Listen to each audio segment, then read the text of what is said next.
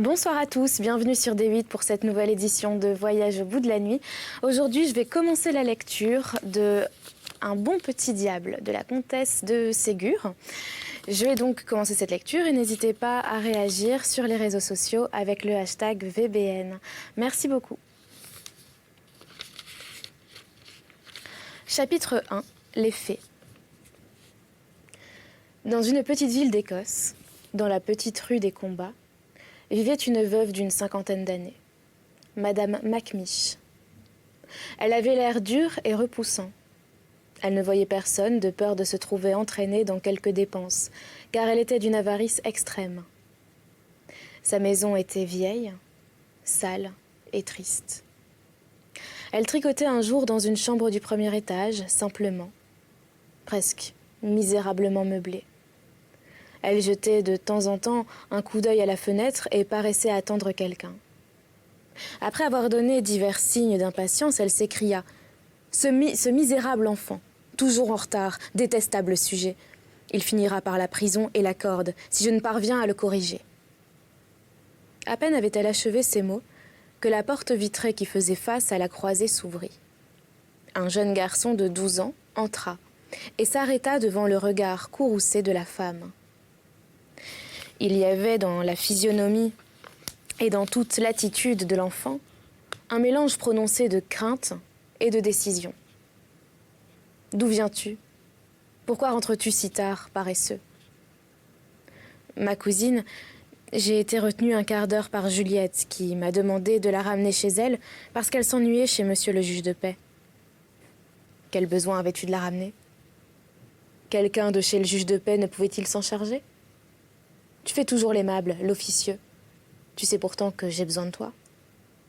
Mais tu t'en repentiras, mauvais garnement, suis-moi. » Charles, combattu entre le désir de résister à sa cousine et la crainte qu'elle lui inspirait, hésita un instant. La cousine se retourna, et le voyant encore immobile, elle le saisit par l'oreille et l'entraîna vers un cabinet noir dans lequel elle le poussa violemment. 1 heure de cabinet, et du pain, et de l'eau, pour dîner.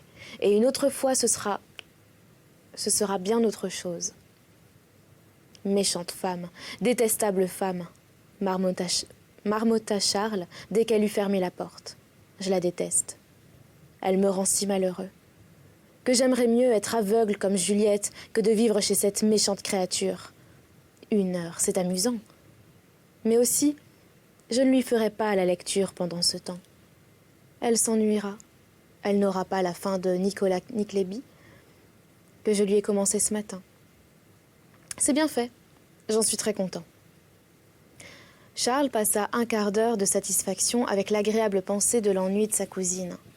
Mais il finit par s'ennuyer aussi. Si je pouvais m'échapper, pensa-t-il. Mais par où ? Comment ? La porte est trop solidement fermée. Pas moyen de l'ouvrir ? Essayons pourtant. Charles essaya. Mais il eut beau pousser, il ne parvint seulement pas à l'ébranler.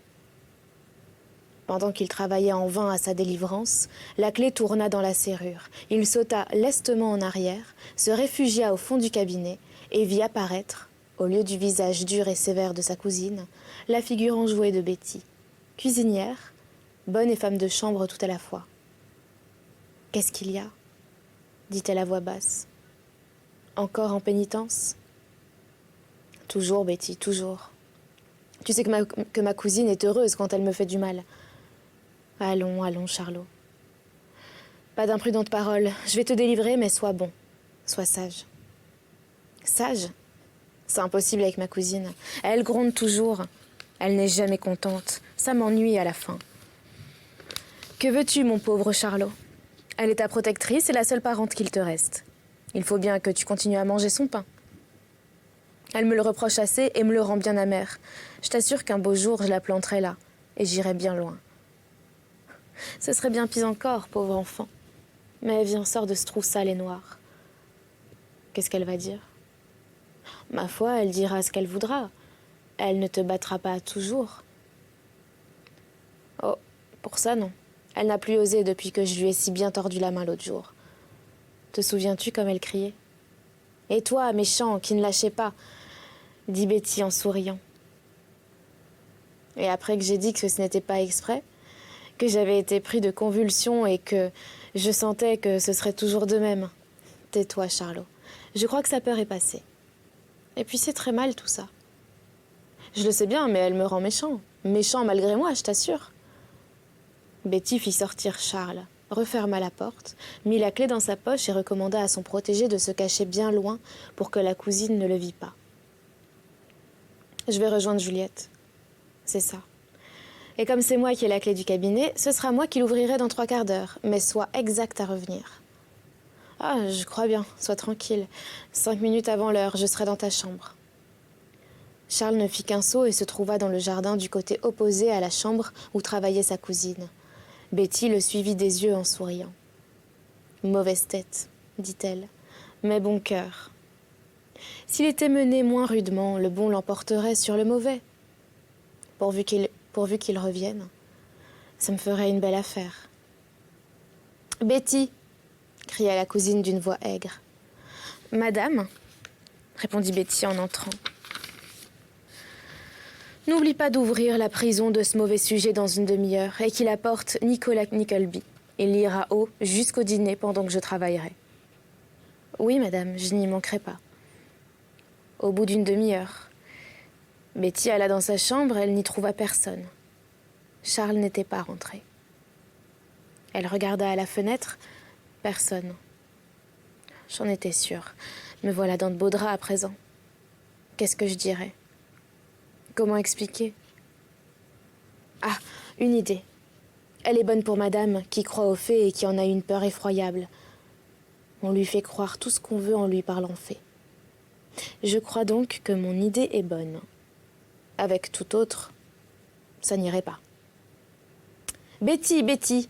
cria la voix aigre. « Voici, madame. »« Eh bien, Charles, envoie-le-moi. » Je l'aurais déjà envoyé à madame si j'avais la clé du cabinet, mais je ne peux pas la trouver.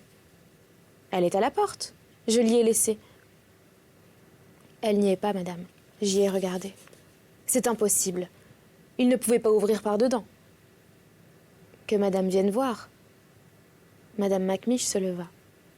Alla voir et ne trouva pas la clé. C'est incroyable. Je suis sûre de l'avoir laissée à la porte. Charles! Charles, veux-tu répondre, polisson? Pas de réponse. Le visage de madame Macmish commença à exprimer l'inquiétude. Que vais-je faire? Je n'ai plus que lui pour me lire haut pendant que je tricote.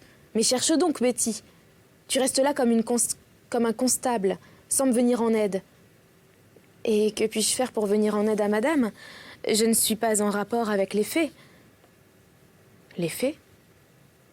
Comment les fées? Est-ce que vous croyez que les fées?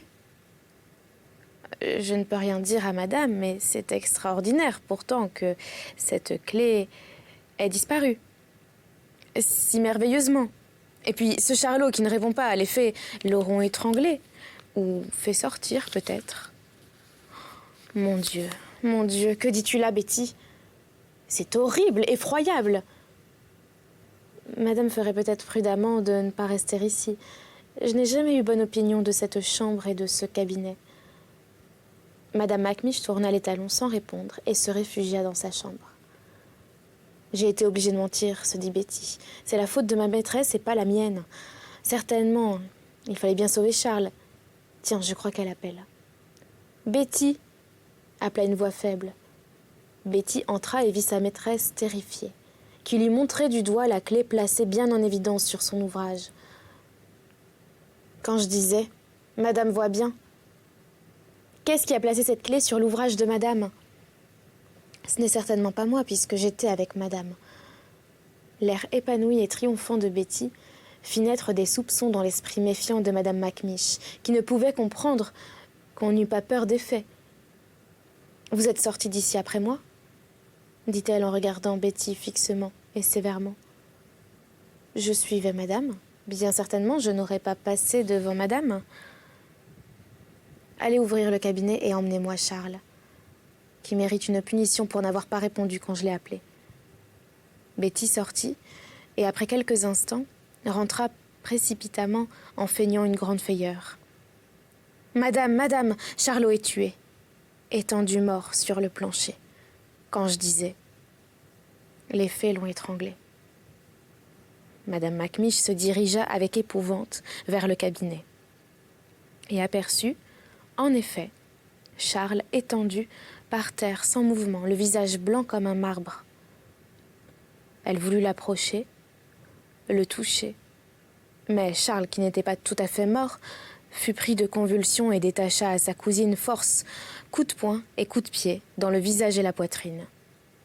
Betty, de son côté, fut prise d'un rire convulsif qui augmentait à chaque coup de pied que recevait la cousine et à chaque cri qu'elle poussait. La frayeur tenait Madame Macmish clouée à sa place, et Charles avait beau jeu pour se laisser aller à ses mouvements désordonnés. Un coup de poing bien appliqué sur la bouche de sa cousine fit tomber ses fausses dents. Avant qu'elle ait pu les saisir, et pendant qu'elle était encore baissée, Charles se roula, saisit les faux cheveux de Madame Macmish, les arracha, toujours par des mouvements convulsifs, les chiffonna de ses doigts crispés, ouvrit les yeux, se roula vers Betty et lui saisissant les mains comme pour se relever, lui glissa les dents de sa cousine. « Dans sa soupe, dit-il tout bas. » Les convulsions de Charles avaient cessé. Son visage si blanc avait repris sa teinte rose accoutumée. Les sourcils seuls étaient restés pâles et comme imprégnés de poudre blanche, probablement celle que les fées avaient répandue sur son visage et que l'agitation des convulsions avait fait partir. Betty, moins heureuse que Charles, ne pouvait encore dominer son rire nerveux. Madame Macmish ne savait trop que penser de cette scène. Après avoir promené ses regards courroucés de Charles à la bonne, elle tira les cheveux du premier pour l'aider à se relever et donna un coup de pied à Betty pour amener une détente nerveuse. Le moyen réussit. Charles sauta sur ses pieds et s'y maintint très ferme. Betty reprit son calme et une attitude plus digne. « Que veut dire tout cela, petit drôle ? Ma cousine, ce sont les fées. Tais-toi, insolent, mauvais garnement. Tu auras affaire à moi. Tu sais bien, ma cousine, je vous assure que je suis désolée pour vos dents. C'est bon, rends-les-moi. » « Je ne les ai pas, ma cousine, » dit Charles en ouvrant ses mains. « Je n'ai rien. Et puis, pour vos cheveux, tais-toi. Je n'ai pas besoin de tes sottes excuses. Rends-moi mes dents et mes boucles de cheveux. » Vrai, je ne les ai pas. Voyez vous-même, la cousine le fouilla, chercha partout, mais en vain. Madame ne veut pas croire aux fées, c'est pourtant très probable que ce sont elles qui ont emporté les dents et les cheveux de madame. Sotte, dit Madame Macmish en s'éloignant précipitamment. Venez lire, monsieur, et tout de suite. Charles aurait bien voulu s'esquiver, trouver un prétexte pour ne pas lire, mais la cousine le tenait par l'oreille. Il fallut marcher, s'asseoir, prendre le livre et lire. Son supplice ne fut pas long, parce que le dîner fut annoncé une demi-heure après. Les fées avaient donné 1 heure de bon temps à Charles. Les événements terribles qui venaient de se passer effacèrent du souvenir de Madame Macmish la faute et la punition de Charles. Elle le laissa dîner, comme d'habitude. À peine Madame Macmish eut-elle mangé 2 cuillères de potage qu'elle s'aperçut d'un corps dur contenu dans l'assiette. Croyant que c'était un os, elle chercha à le retirer et vit ses dents. La joie de les retrouver adoucit la colère qui cherchait à se faire jour. Car malgré sa crédulité aux fées et la frayeur qu'elle en avait, elle conservait ses doutes sur le rôle que leur avaient fait jouer Betty et Charles. Elle se promit d'autant plus de redoubler de surveillance et de sévérité, mais elle n'osa pas en reparler, de peur d'éveiller la colère des fées. Charles redemanda du bouilli. « Ne lui en donne pas, Betty. Il mange comme 4. » « Ma cousine, j'en ai eu un tout petit morceau, et j'ai encore bien faim. » Quand on est pauvre, quand on est élevé par charité et qu'on est bon à rien, on ne mange pas comme un ogre, et on ne se permet pas de redemander d'un plat. Tâchez de vous corriger de votre gourmandise, monsieur. Charles regarda Betty qui lui fait signe de rester tranquille. Jusqu'à la fin du dîner, Madame Macmish continua ses observations malveillantes et méchantes, comme c'était son habitude. Quand elle eut fini son café, elle appela Charles pour lui faire encore la lecture pendant 1 ou 2 heures. Forcé d'obéir, il la suivit dans sa chambre, s'assit tristement et commença à lire. Au bout de 10 minutes, il entendit ronfler. Il leva les yeux. Bonheur. La cousine dormait. Charles n'avait garde de laisser échapper une si belle occasion. Il posa son livre, se leva doucement, vida le reste du café dans la tabatière, cacha son livre dans la boîte à thé, son ouvrage dans le foyer de la cheminée, et s'esquiva lestement, sans l'avoir réveillée. Il alla rejoindre Betty qui lui donna un supplément de dîner. Ne va pas faire comme tantôt et disparaître quand ta cousine te demandera. Elle se doute de quelque chose. Va. Nous ne réussirons pas une autre fois. Cette clé que j'avais si adroitement posée sur son ouvrage, ton visage enfariné, tes convulsions, les miennes, tout ça n'est pas clair pour elle. Je me suis pourtant trouvée bien à propos pour rentrer à temps dans ma prison. C'est égal, c'est trop fort. Elle croit bien aux fées, mais pas à ce point. Sois prudent, crois-moi. Charles sortit, mais au lieu de rentrer chez sa cousine, il ouvrit comme le matin la porte du jardin et courut chez Juliette. Voilà 3 fois qu'il y va. Nous allons le suivre et savoir ce que c'est que Juliette. Chapitre 2. L'aveugle. « Comment te voilà encore, Charles ?» dit Juliette en entendant ouvrir la porte. « Comment as-tu deviné que c'était moi ?»« Par la manière dont tu as ouvert. Chacun ouvre différemment. C'est bien facile à reconnaître. Pour toi qui es aveugle et qui as l'oreille si fine, moi je ne vois aucune différence. Il me semble que la porte fait le même bruit pour tous. Qu'as-tu donc, pauvre Charles ? Encore quelques démêlés avec ta cousine ? Je le devine au son de ta voix. Eh mon Dieu, oui. Cette méchante, abominable femme me rend méchant moi-même. C'est vrai, Juliette, avec toi je suis bon et je n'ai jamais envie de te jouer un tour ou de me fâcher. Avec ma cousine, je me sens mauvais et toujours prêt à m'emporter.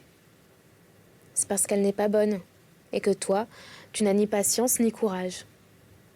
C'est facile à dire, patience. Je voudrais bien t'y voir, toi qui as un ange de douceur et de bonté, tu te mettrais en fureur. Juliette sourit. J'espère que non, dit-elle. Tu crois ça ?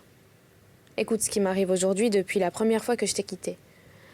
À ma seconde visite, je ne t'ai rien dit, parce que j'avais peur que tu me fisses rentrer chez moi tout de suite. À présent, j'ai le temps, puisque ma cousine dort et tu vas tout savoir. Charles raconta fidèlement ce qui s'était passé entre lui, sa cousine et Betty. Comment veux-tu que je supporte ces reproches et ces injustices avec la patience d'un agneau qu'on égorge ? Je ne t'en demande pas tant, dit Juliette en souriant. Il y a trop loin de toi à l'agneau, mais Charles, écoute-moi. Ta cousine n'est pas bonne. Je le sais et je l'avoue. Mais c'est une raison de plus pour la ménager et chercher à ne pas l'irriter. Pourquoi es-tu inexact quand tu sais que 5 minutes de retard la mettent en colère ? Mais c'est pour rester quelques minutes de plus avec toi, pauvre Juliette. Il n'y avait personne chez toi quand je t'ai ramenée. Je te remercie, mon bon Charles. Je sais que tu m'aimes, que tu es bon et soigneux pour moi. Mais pourquoi n'es-tu pas un peu pour ta cousine ? Pourquoi ? Parce que je t'aime et que je la déteste ? Parce que chaque fois qu'elle se fâche et me punit injustement, je veux me venger et la faire enrager ? Charles, dit Juliette d'un ton de reproche. Oui, c'est comme ça. Elle a reçu des coups dans la poitrine, au visage. J'ai fait cacher par Betty, qui la déteste aussi, ses vilaines dents dans sa soupe. Je lui ai arraché et déchiré sa perruque. Et quand elle va s'éveiller, elle va trouver sa tabatière pleine de café, son livre et son ouvrage disparus. Elle sera furieuse. Et je serai enchantée. Et je serai vengée. Vois comme tu t'emportes. Tu tapes du pied, tu tapes les meubles, tu cries, tu es en colère. Tu fais juste comme ta cousine. Et tu dois avoir l'air méchant comme elle. Comme ma cousine, dit Charles en se calmant. Je ne veux rien faire comme elle, ni lui ressembler en rien. Alors sois bon et doux. Je ne peux pas, je te dis que je ne peux pas. Oui, je vois comme tu n'as pas de courage. Pas de courage, mais je n'en ai plus que personne pour avoir supporté ma cousine depuis 3 ans. Tu la supportes en la faisant enrager sans cesse. Et tu es de plus en plus malheureux. Ce qui me fait de la peine, beaucoup de peine. Juliette, pardonne-moi. Je suis désolée, mais je peux pas faire autrement. Essaye. Tu n'as jamais essayé. Fais-le pour moi, puisque tu ne veux pas le faire pour le bon Dieu. Veux-tu? Me le promets-tu? Je le veux bien, dit Charles avec quelque hésitation. Mais je ne te le promets pas. Pourquoi? Puisque tu le veux. Parce qu'une promesse, et à toi surtout, c'est autre chose. Et je ne pourrais pas y manquer sans rougir. Et je crois que j'y manquerai. Écoute, je te demande pas grand-chose pour commencer. Parle, crie, dis ce que tu voudras. Mais ne fais pas d'actes de vengeance. Comme les coups de pied, les dents, les cheveux, le tabac, le livre, l'ouvrage, etc. Et tu en as fait bien d'autres. J'essaierai, Juliette. Je t'assure que j'essaierai. Mais pour commencer, je vais rentrer, de peur qu'elle ne s'éveille. Et tu remettras le livre, l'ouvrage? Oui, oui, je te promets. Ah, et le tabac, ajouta Charles en se grattant la tête. Il sentira le café. Fais une belle action. Avoue-lui la vérité et demande-lui pardon. Pardon? À elle, pardon. Jamais. Alors fais comme tu voudras, mon pauvre Charles, que le bon Dieu te protège et te vienne en aide. Adieu. Adieu, Juliette, et au revoir, dit Charles en déposant un baiser sur son front. Adieu. Es-tu contente de moi? Pas tout à fait, mais cela viendra avec le temps et la patience, dit-elle en souriant. Charles sortit et soupira. Cette pauvre, bonne Juliette. Elle en a de la patience, elle, comme elle est douce, comme elle supporte son malheur, car c'est un malheur. Un grand malheur d'être aveugle. Elle est bien plus malheureuse que moi. Demandez pardon, m'a-t-elle dit. À cette femme que je déteste, c'est impossible, je ne peux pas. Charles rentra avec un sentiment d'irritation. Il entra dans la chambre de sa cousine, qui dormait encore, heureusement pour lui. Il retira le livre de la boîte à thé et voulut prendre le trigot caché au fond du foyer. Mais en allongeant sa main pour l'atteindre, il accrocha la pincette, qui retomba avec bruit. La cousine s'éveilla. « Que faites-vous à ma cheminée? Mauvais sujet. »« Je ne fais pas de mal à la cheminée, ma cousine, » répondit Charles, prenant courageusement son parti. « Je cherche à retirer votre ouvrage qui est au fond. »« Mon ouvrage? Au fond de la cheminée. Comment se trouve-t-il là-dedans? Je l'avais près de moi. »« C'est moi qui l'y ai jeté, ma cousine. »« Jetez mon ouvrage, misérable, » s'écria-t-elle, se levant avec colère. « J'ai eu tort, mais vous voyez que je cherche à le ravoir. »« Et tu crois, mauvais garnement, que je supporterais tes scélératesses, toi, mendiant, que je nourris par charité. » Charles devint rouge comme une pivoine. Il sentait la colère s'emparer de lui. Mais il se contint et répondit froidement. « Ma nourriture ne vous coûte pas cher. Ce n'est pas cela qui vous ruinera. » Insolent. Et tes habits, ton logement, ton coucher? Mes habits? Ils sont râpés, usés comme ceux d'un pauvre. Trop courts, trop étroits avec cela. Quand je sors, je suis honteux. Tant mieux, interrompit la cousine avec un sourire méchant. Attendez donc, j'ai pas fini ma phrase. J'en suis honteux pour vous. Car chacun me dit, il faut que ta cousine soit joliment avare pour te laisser vêtue comme tu es. Pour le coup, c'est trop fort. Attends, tu vas en avoir. La cousine courut chercher une baguette. Pendant qu'elle la ramassait, Charles saisit les allumettes, en fit partir une, courut au rideau. Si vous approchez, je mets le feu au rideau, à la maison, à vos jupes et à tout. Madame Macmiche s'arrêta. L'allumette était à 10 centimètres de la frange du rideau de mousseline. Pourpre de rage, tremblante de peur, Ne voulant pas renoncer à la raclée qu'elle s'était proposé de donner à Charles, n'osant pas le pousser à exécuter sa menace, ne sachant quel parti prendre, elle fit peur à Charles par l'expression menaçante et presque diabolique de toute sa personne.